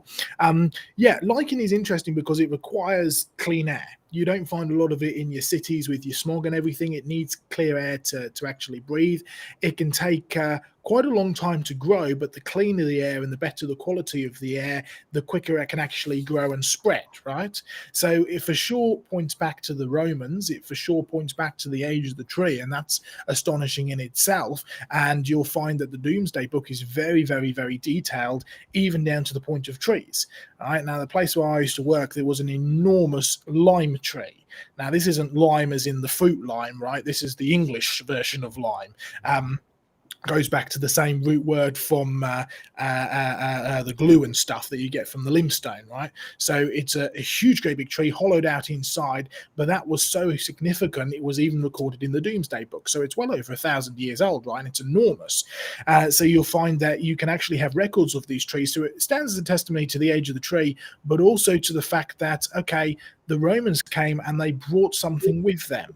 They brought somehow, whether it was on their clothes, whether it carried the spores in the food or stuff, as the Romans imported stuff, it was actually bringing this stuff from the continent where it doesn't or shouldn't normally be. Now, we find this with all sorts of fungus and stuff. It ends up, especially with the kind of the travel that you have nowadays, right? John from Australia accidentally carries some spores of mushrooms on the plane, right? But the fact that you have it with Romans is absolutely amazing. And, you know, another thing shows, and this is a little historical note, right? Because when you go to the Romans, I mean, we were in this villa, right? And in this villa, they found stuff that was coming from Germany. They found stuff that came from the Rhine, right? They actually had building stones that are only found. The stone itself is only found on the shores of the Rhine. So they were bringing this stuff from Germany over. And then you find on their mosaics, they had connections to Africa, but like quite far down into Africa as well, depictions of African stuff in these mosaics. So the Romans certainly expanded this, but their trade routes went out even further than that. And the trade routes which the Romans used were based on the even older routes that the Babylonians and the Assyrians used. And you'll find that by the time you get to the Vikings, you end up in York, modern day York, right? You end up having silk from China being used by the Vikings because they just traded it all the way down. Now, you come from a secular perspective where you have man is slowly getting better and better over millions of years, right? Going from bad to good to better. And the idea that you have these isolated places because man is dumb, man is primitive, right? You have no connections, you have no trading. And yet the evidence, particularly from the ancient world, because the Vikings didn't make up these trade routes, right? It goes back a lot further than that. The evidence is that these people were way more connected than perhaps we previously thought, even to the point of the ancient Greeks having connections with ancient China. And then the ancient Greeks having connections to the Celts here in Britain. So it opens up a fascinating new sort of study and look into all of this kind of stuff.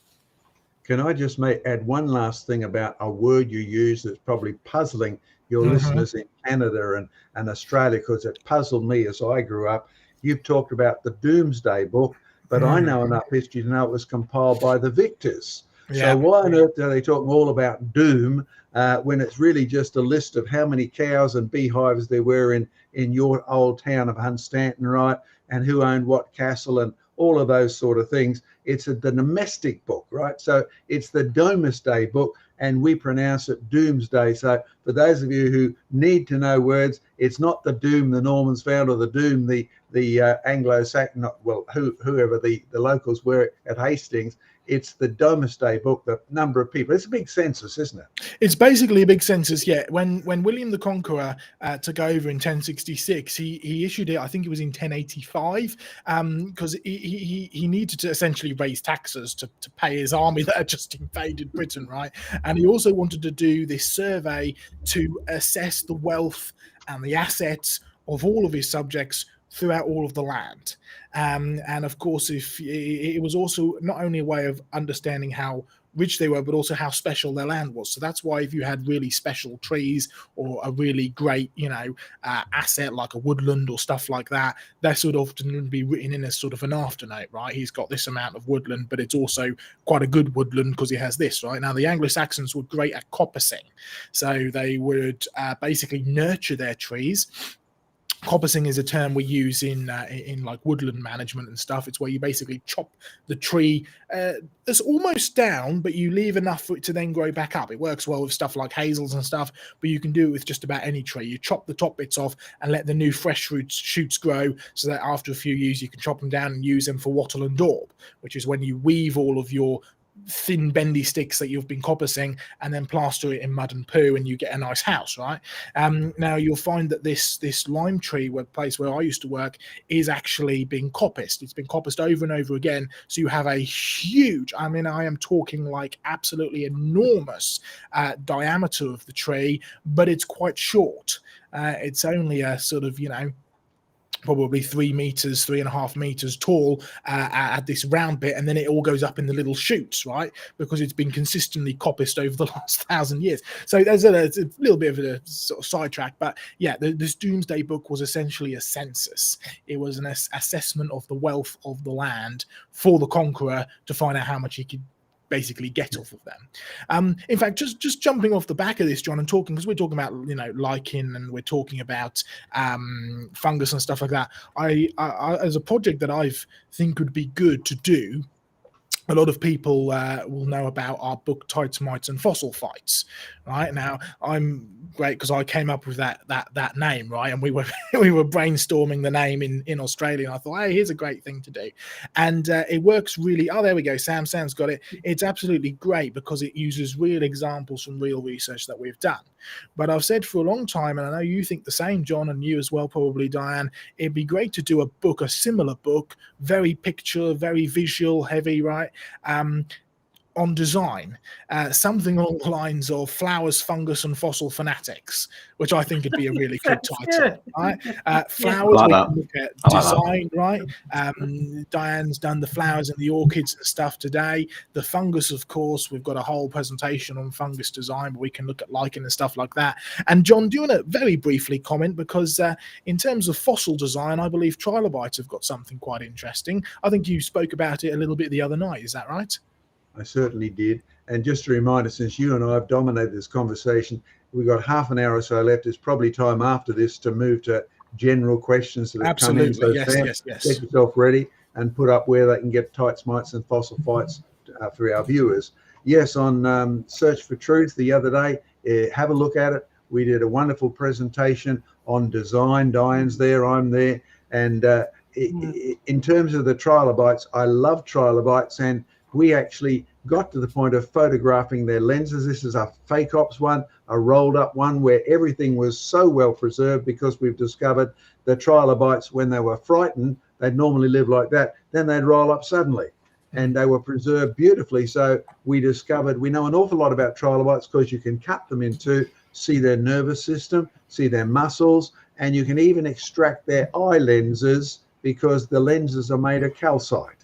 And the point we were making is very simple. When you look at calcite, yes, we've been using calcite, calcium carbonate, for making lenses for astronomy and for X-ray photography and things like that. We know how to make lenses out of calcite, but not as cleverly as the ones that are made in the actual trilobite. You see, our lenses, we either have them shaped like that, or we can have them shaped like this. We make a single lens and it works well. We know the properties of calcite. We know what it can do and its natural properties. But when you look at the trilobite, if you took a single piece of calcite and carved a lens and tried to make it work underwater, you will discover light comes through the water, light gets in the calcite, bends, light comes out of the calcite into the body of the eye to the retina, and it does not focus at all. No way in the world will it focus under that system. So in the trilobite, you have a two-piece lens. There is the bit at the front, and then there's a beautiful structure, a brilliantly mathematical structure. Then there's another lens at the back that sort of goes like that with a little canal in it and bends back out again. Now, mathematically, we discovered this lens before we actually pulled the trilobite eyes out. It was discovered way back when mathematicians were trying to figure out, what do we have to do to make this thing work?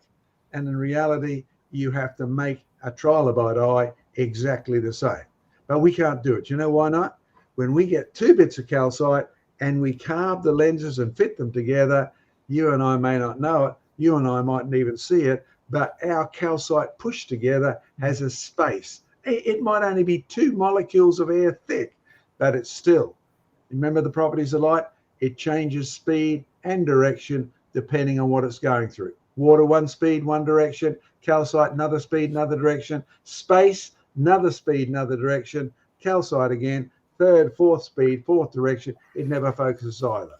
But the way God has made that, and I say that absolutely importantly, God has made it because we can't. It's cleverer than anything we can design, regardless of David Attenborough's foolishness in saying, isn't nature wonderful? No, nature's impressive because God made it.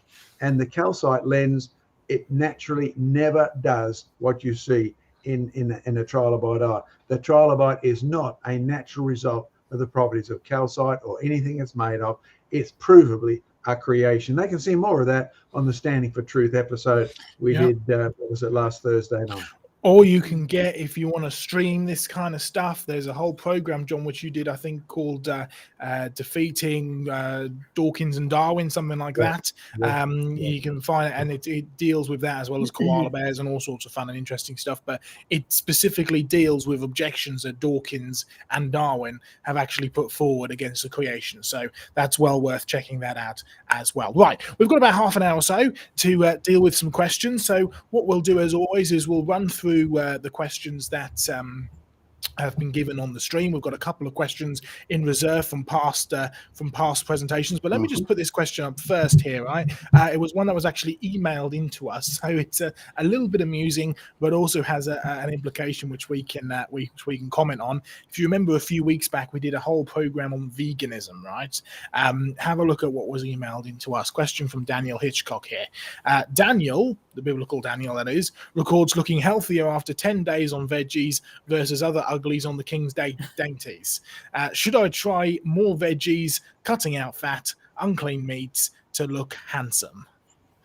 Okay, Diane, away you go. Well, as I don't know what you look like in the first place, I can't judge whether it's going to improve your appearance. Fair point. That's a fair point.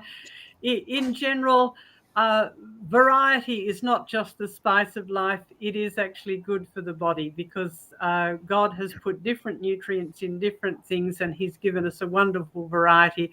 So yes, go for it. Enjoy a variety of vegetables, and it's very interesting that I talked about color in the flowers. Vegetables have lots of color as well, and the more colors you have in your diet, it actually is better for you because the colors indicate different nutrients and micronutrients that we need in our diet. So one of the things they use over here to encourage children to eat their vegetables is say, eat a rainbow a day. So enjoy your colorful vegetables. Now, we were given permission to eat meat because sadly, the world has gone down from that beautiful world that was full of things that were good for food and pleasing to the eye. The world has gone downhill. So a lot of things have lost their nutrients, and certainly the whole world has degenerated in that there are some environments where you can't get enough nutrients from a plant diet all year round. So God did give us permission to eat meat. So it is quite in order within biblical guidelines to eat meat, not blood. We dealt with that in the previous session, if you want to look at the details of that. So yes, go for variety. Yeah. Enjoy all the wonderful textures, flavors and colors that God has provided. And so Daniel, since I know this, Daniel, that means a variety of diet is not Hungry Jack's one day, Burger King the next, followed by McDonald's. They may be different colors, but that's not what we're talking about. But we'll look forward to seeing you, a new and improved person. In fact, I'll give you a perspective I found. The countries where meat has become the major part of the diet, it is almost invariably associated with stomach problems. You see, God made us vegetarian. He gave us permission to eat meat, but we are not allowed to eat blood, right? So I upset all of my Scottish relatives by telling them not to eat the haggis with blood in it and things like that. But you'll find that a vegetarian majority and meat as a minority is the best balance you could ever get. Great stuff. Great stuff. All right, Sam, over to you. Take us through the questions tonight. We've got a bit of a funny one to start off with. So this is, of course, coming from George Bond. John, does your dog leave his business on your carpet like mine did at your place? Well, if it was at my place, it wouldn't have been a hassle. It was at my mother, the mother-in-law of my daughter. So it was even worse, a political nightmare. No, it does not. It started to, and anyone who has puppies know they have no sense about where the restroom is at all until you train them. But then children are like that, right? You start out with a nappy. There's no rules at all. Just use the nappy.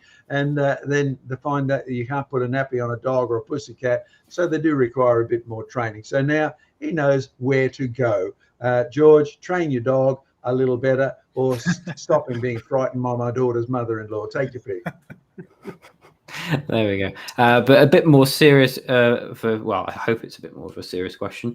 Do the British know what the Australian salute is? All right. Well, Joseph, you've been to Australia. I have been to Australia, yes. I also know a little bit about the history of salutes, right? And if you want to know the official answer of the military, then the Australian salute is based on the British salute, which is like that, as opposed to like that, which they have in America. But I suspect what John is referring to here is the I don't know if it's a mock Australia salute or whatever, but the Aussie salute is sort of like that, which is to get rid of the flies, right? So I don't know which one you're referring to, but those are what I know about salutes in Australia. But it's interesting if you want to go through the history, right, of salutes, because the British salute has always been like that, except for the Royal Navy salute, which has always been like that. And the reason why is because the British Army were expected to always have their hands clean, and so you'd salute like that to show that your hands were clean. But being on a Navy ship, chances are your hands weren't clean, so you'd salute like that, right? And then the Americans adopted it to be flat on like that. So as far as I'm aware, the official Australian salute in terms of what they use in the military is like the British. It's that if you're in the army, it's that if you're in the navy. But I think the sort of funny sort of that kind of one is to get rid of the flies, if I understand correctly. You've got it correct, Joseph. And of course, the thing that happened in the Australian, you may know our background, of course, we were all convicts. That's the general perspective. Wasn't going to bring that up, but that's right. But in reality, our attitudes are a lot more slack in terms of discipline and things like that. And I always remember I read a book by a Secret Service top guy, right? And he said the thing that characterized the Australian military was once they were compared and you asked the generals of different countries who they liked working with, well, they certainly were pleased that the Aussies got things done. They weren't necessarily pleased about how they'd done them. So the British attitude was, well, the British are so well trained, they'll obey anybody in authority. The Americans, well, they're a bit of a pain because they'll only obey the Americans. The Australians, they obey nobody. So that sort of gives you a bit of an attitude. Yeah. Very so. Well, it's interesting. On just very, very, very quickly on the back of that, the greatest military presence in the world, which is the SAS, and is very closely tied to the Australian SAS. And one of the reasons why we send a lot of our troops over to train in Australia is not only because it's where it was really sort of, the jungle environment, but also because in the SAS, yes, you're taught to follow orders just like in any military, but the SAS especially, you need to think on your feet.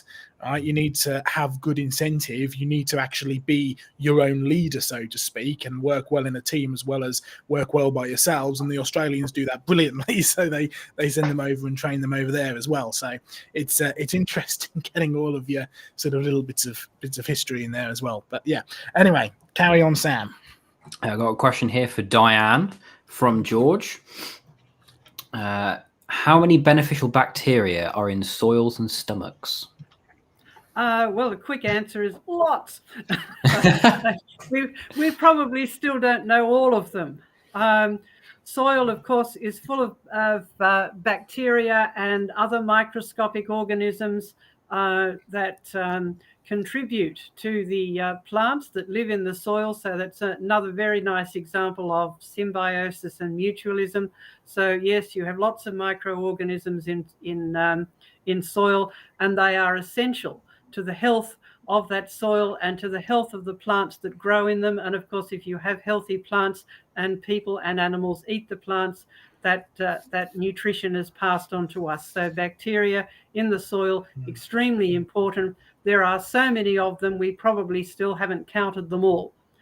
In stomachs, as in our whole gastrointestinal system, that the organ that's actually called the stomach, where our food first goes to, is full of acids specifically designed to eat any bacteria, to destroy any bacteria, as well as break down the nutrients that we eat. Because our food is not sterile, the world is not sterile. Further down the tract, there are a lot of microbes that live there that assist in the process of digestion, because there are some things that our own digestive enzymes can't break down. And they will also help maintain the surface properties. So the answer is there are lots of them, not just bacteria, but other microbes as well. And they are a good example of symbiosis and mutualism. And we will still be counting them for years and years to come, and finding new ones and finding out what their specific role is. But it's a very good point. Most bacteria in the world are beneficial. We've been living with them for millennia, and until the world ends, we will continue to live with them. Some of them will go bad, just like some of our body functions will go bad as well. But that's part of the general history of the world, from being very good to going downhill. But fortunately, in God's creation and provision, the beneficial bacteria far outweigh the harmful ones, by millions and millions to one. Just to add one thing from personal experience, I had an auntie who died because of complicated ulceration of the mouth and the stomach and things like that. And it was discovered after she died that the problem had been a bacteria, or one of the little bugs that are in our stomach, had been eliminated, most probably through antibiotics, right? And all that was needed to be done was to actually reinvigorate the stomach, and she would have been back on square one health-wise. It was a slow, painful way to go. And I don't remember the details, except that struck me, the importance of making sure what God made to work in our stomach still works, and nothing else, either the food type or the medicine type, it becomes an enemy of our body. So it is a real role there, folks. And as people ask me, what should they do to get their kids healthy? My sort of tongue-in-cheek comment is, let them eat dirt. Then they'll make sure they get a biotic out there that can not only help them be resistant to so many problems, but it's apparently really, really helpful at keeping your system going. Any comments, Diane? Yes, if you kill off the good bacteria, the bad ones will flourish, and that does cause disease. So you will see ads on TV for various nutrient additives, which are supposedly good for your microbiome. That's the name of the bacteria and the microbes that live in your things like yogurt and which have a living culture in them. Now that there's a bit of crass commercialism in that, but there is also a bit of science in terms of if you eat foods that maintain the healthy bacteria, that is good for your digestive system and therefore good for your whole body as well. Can I just ask a sort of a question on the back of that, John? Because about 3 years ago, we were invited to speak on Premier Christian Radio, which is a Christian radio, but certainly no friend of our ministry or what we do. But we have friends inside Premier Christian Radio who basically got us invited on. And there was a question which we put forward as a good question to ask, which I was looking forward to hearing the answer to because I didn't know the answer myself, and it was going to be directed at John, and then the host at the last second turned around and asked it to me. So it was an interesting little thing, but it links back into this thing of good to bad to worse. What was it like in the beginning? And it adds on to this bacteria. John, do you think Adam and Eve would have had to brush their teeth and wipe their backside after the toilet? Okay, well, I've grown up over many decades. I've discovered the things that make you wipe your backside a whole lot more. There are certain foods that sort of go through you pretty fast, and some of the flavors do too. Like, I mean, I like piri, but it burns at both ends. So there's some things that create problems for you digestive-wise. Even yogurt sometimes will repeat itself. And there are many foods like cabbages and that we can make methane, right? I mean, some of the experiments that kids do at school, lighting the methane, I won't go into, but it's a reality. We have all sorts of exudates that will accompany certain sorts of food. So A, the balance is vital, and B, you will find that when you eat well, you actually do not need to wipe your behind. I mean, Adam and Eve weren't created, here's your brand of toilet paper, use this once a week, here's your toothbrush. They didn't need to do any of that, right? So you'll find that in the beginning, when everything was very good, it included both ends of the body.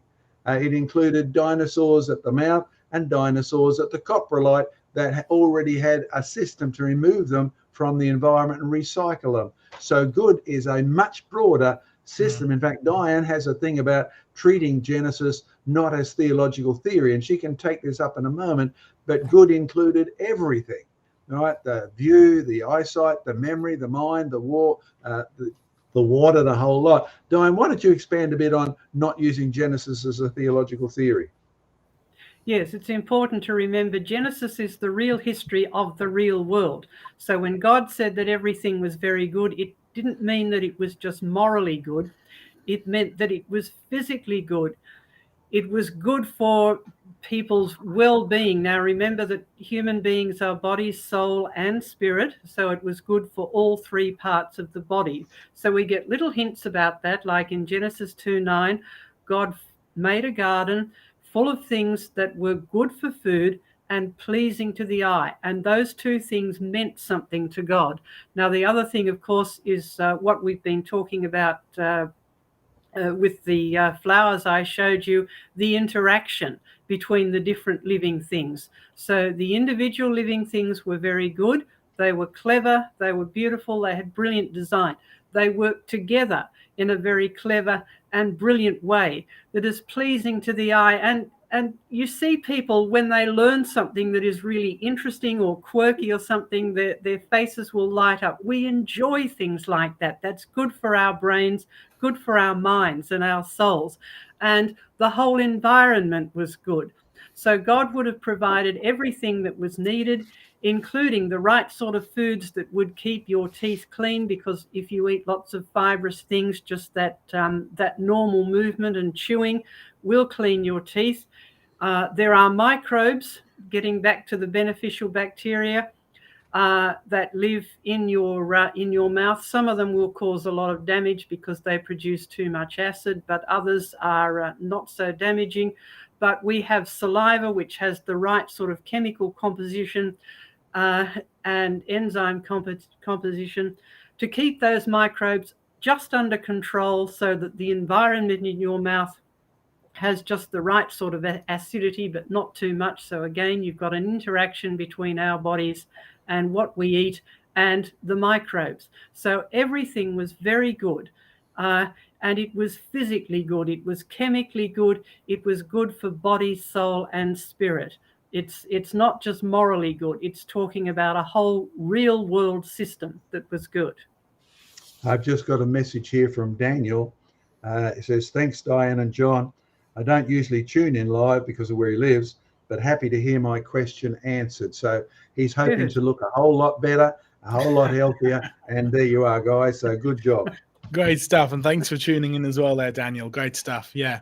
Just before we move, I just stick a very quick comment on the back of that from a animal keeping perspective, right? We had to do a lot of stuff about diets and animals and all this kind of stuff, and giving animals the right diets. And you'll find that it's the same for animals, right? If you give them the right diet and they have a good healthy diet, then they're absolutely clean and perfect down there, and it's absolutely fine, right? The only time that it gets really messy is if they are obviously ill, but mostly when they get a wrong diet, or you change the diet significantly. That's when it all goes haywire. But also another problem is when you get animals that have been specifically bred by man for a purpose. A classic example would be sheep. Right now, if you have a look at your wild sheep equivalent, or you have a look at your wild goats, right, which are probably closer to the original created kind than our domestic sheep that we have bred specifically for wool, they're fine because they don't have huge, great big thick coats. They have enough to keep them warm. They have enough to adapt to their environment, but they're pretty much fine. But when you get to the bred sheep, which have been domesticated to produce vast amounts of wool, that's when you have a lot more stuff back there to mess stuff up. So again, it goes back to this good world. In a good diet, in an original creation, same as humans, your body worked perfectly, and it was very good. And very good is not just a moral word. It means everything, including animals not eating animals, including your body being perfectly healthy, and even down to whether you brush your teeth or wipe your backside. So make sure you get the full picture, right? The full picture of what very good really means. All right, Sam, we've probably got enough time for one or two more questions before we wrap it up. So dive in. This one, I don't know if it's been asked before, most likely, but it's still a good question anyway. What's the best evidence for man and dinosaur coexistence? Do the Ashley phosphate beds provide good evidence? I reckon that's yours, Joe. All right. Well, the best evidence that man and dinosaur coexisted is if you open your Bible to Genesis chapter 1, and it says on day 6, God made the dinosaurs and man.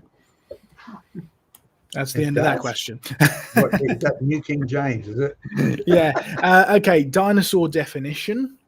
Bearing in mind that the word dinosaur wasn't even invented until 1841, and before that they were definitely called dragons, right? The guy who invented the name called them dragons. So check out your history there, but you will find that our technical scientific definition of a dinosaur is a creature that walks on the land. It walks on the land and it breathes. Therefore, by that definition, it was created on day 6 of creation, when God created all the land creatures. Of course, if you want to go down the sort of pseudo naming system of the swimming dinosaurs and the flying dinosaurs, then you'll find they were created on day 5. Either way, mankind was made on day 6, so scripture is clear. All the animals that ever existed were all created by Jesus, and they were made on day 5 or day 6, and that included the dinosaurs. Now, I mentioned the little word dragon there because that's really interesting as well. We sell a book called Dire Dragons by a guy called Vance Nelson, who's done some fantastic work. It's in my opinion, it's the best work on dragons ever done, right? And looking at the historical connection between these stories and records, and because they really are more records than just myths, of these large reptilian-like creatures in every single culture all over the world, and they all match up to dinosaurs. But you shouldn't be surprised, because dinosaurs were called dragons before the word dinosaur was invented. And you can see it in your King James Bible, which was translated before the word dinosaur existed, and it says in the Psalms, praise the Lord, you great dragons, right? Praise the Lord, from the earth you get great dragons. So you can see little references to this. Then you get into, I mean, when we get into like the phosphate beds and the famous Ploxy river beds and the footprints and so on and so forth, that's where you get a little bit, it's a little bit controversial, and unfortunately you can't really use a lot of the evidence because, well, there was some known fakes from there. So even if there were originally, there may not be any more. So the best evidence, if you really want to do it, is go back to scripture, right? Go back to scripture, find out what a dinosaur is, and find out when did God create them. John, do you want to add anything onto the end of that? I think you've done a good job, Joseph. Good stuff. Great stuff. All right, let's have one more question before we wrap up. Or how many questions do we actually have left, Sam? I didn't catch that. Oh, there we go. We've got 2. 2 questions. All right, then. 2. Let's do them quick then. Right, this one here. This one comes from Sandy C. Question: bees have gyroscopes in their tiny brains. Can you explain to me what a gyroscope does and why bees need them? All right. Diane, you got a thought on that one? Well, gyroscopes are a device that are also used in aeroplanes, and they basically tell you whether your body is moving and in which direction, and they also help stabilize it so it doesn't get knocked around quite so quickly. So very useful devices to have. Yes, bees are the most amazing flying machines, and even though they have a tiny little brain, it's like, like a small seed, like a really little seed, like a sesame seed or something like that. Very tiny, but they do have these brilliant devices for helping them to fly. Their visual system is also amazing, and in fact NASA scientists have been actually studying how this would work when they're designing drones that need to fly by themselves and take environmental cues. So it's just a device that we have invented in order to help aeroplanes fly and ships at sea to stabilize. But certainly God invented it first when he made the bees and all of the other flying things that need to be able to stabilize their movement in relationship to their movement within the environment. Yeah, you'll find if any of you would like to add some engineering things. You'll find a gyroscope actually keeps going due to the centripetal, centrifugal, all those sort of words, keeps going in the same direction. And if you put it on a spindle that can detect the 3 different dimensions, right, it will face exactly the same way no matter where you are. So with reference to that, you can always tell how far away you are from where you left, right? So that I was talking to one space scientist, and he said our first attempts were to put a gyroscope in there so we knew where we were, right? And then you have to use other reference points as well. But in the orchid business that I get involved in, the bee has to tell you, I'm upside down, where's home? Because I need to go back home, right? A gyroscopic method is step number 1 in telling those things. A, his balance system tells he's the wrong way up, but B, his gyro is still going in the same direction. Right, so that's what we use gyroscopes for. So it's just God thought of it first. It's probably a good title for a book. God thought of it first. Yes. For sure. We'll keep that in mind with our one on flowers and fungi. Yeah. Great stuff, guys. Great stuff. All right, Sam, shall we finish up with one last final question? Yes. Before we head. Indeed, we shall. Or start our day, depending on where you are in the world. Again from Sandy C. Do we have good viruses in our bodies? The microvirome. Virome? Is that how you say it? Yeah, that's as good a word as any. Yes. We're just starting to learn this, that there are viruses in the microbiome and amidst all those bacteria and other microbes that are not doing us any harm. So they must be there for a purpose. We have found that some of them actually keep the bacteria under control. There are viruses which will attack bacteria. We've known about those for a long time, and they've been an interesting contribution to research. They've found those particular viruses within the microbiome in our body. So there's keeping that balance within the microbiome with millions of organisms there. quite a complicated process. We are just starting to learn about good viruses. Now, the reason we're just starting to learn about it is because viruses aren't all that easy to study. And furthermore, if something isn't going to do you any harm, well, you don't bother looking at it. You know, if it's bubbling away in the background there, not doing anyone harm, no one takes any notice of it. It's only when they start causing problems that we take notice of them. And then with the whole concept of the healthy microbiome, people have gone in and started to study it a bit more. And yes, we are finding there are viruses as part of this microbiome, just as there are bacteria and other microbes as well. Great so yes, interesting cutting edge area of research at the moment. Great stuff. All right. Thank you very much, guys. That was really great. Thank you, everybody, for your questions as well. Really great session. We've still got a good audience watching us, so thank you very much for sticking around. Of course, you can. Don't forget, coming out this week in England, hopefully in Australia as well, our new, great, fully illustrated, fabulous story, 60 pages, and the artwork is fantastic, all about the creator who came for Christmas. Get yours online as soon as the ads are up there. Wonderful, great big comic book style. So yeah, go and check it out. You'll find there are links in all of the descriptions as well. Creation Research Store is our UK site, but you can also get that in Australia. We have international shipping on there as well, so choose that. Thank you, everybody, for watching. It's been great. It's been a wonderful joy. Thank you, John. Thank you, Diane.